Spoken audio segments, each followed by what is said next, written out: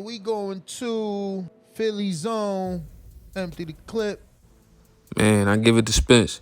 He said it'd be a one-sided ass whooping. He just didn't know he'd be talking about himself. Before I go any further, my respect to both competitors and congrats to Terence Crawford on becoming the first male two-time undisputed champion in history. And he did it on his mama's birthday. That's some legendary shit. They always talk about fighters that got that quote-unquote dog in them. That's definitely Errol Spence. And Crawford got to show that he truly the number one pound for pound. And anyone that want to argue that ain't even worth arguing with.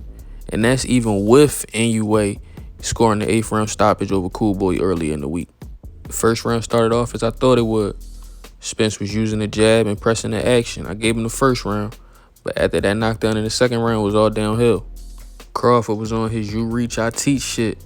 Whenever he made him miss, he made him pay. His timing was something Spence had never seen before, and it showed early and often throughout the entire fight. Bud was just truly levels above. It was never close. Being that Spence isn't a mover, but Crawford can be if he so chooses, he was giving Spence different angles. He was landing nice uppercuts to the body. It was just getting nasty in there for Spence. And I know for some of y'all who didn't see the fight, y'all like, all right, you talking about Crawford, but what did Spence do? He did the same thing he always do. Jabbed and went to the body. Only problem was Crawford neutralized his jab early, and the body attack came few and far between because of Crawford offense. Crawford had a beautiful jab landing all night that just kept snapping Errol head back. He was just out jabbing the jabber. That's something I ain't gonna say nobody, but a lot of people didn't think they was gonna see.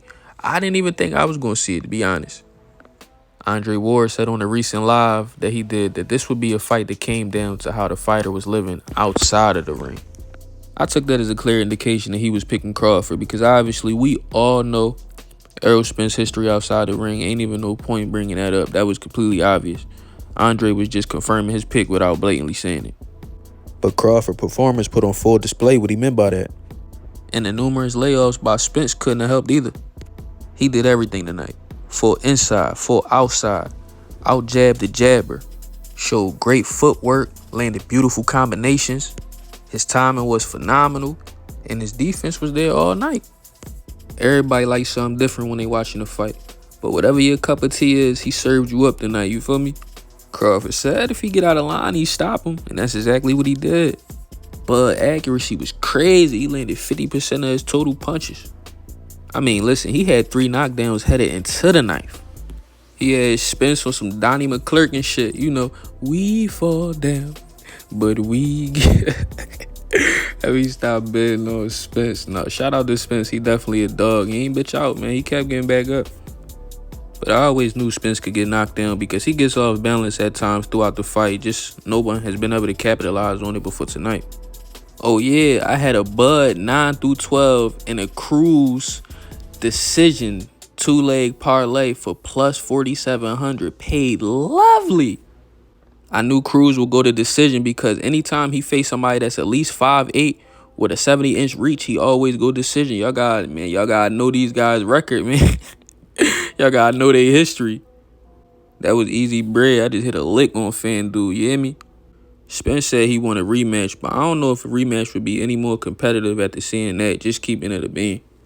Also, the loser gets to activate the rematch clause, but the winner gets to determine which weight it's at. Crawford might make it at 147 just because he knows Spence don't want to fight at 147 and he got trouble making the weight. You know what I'm saying? He got all the leverage now.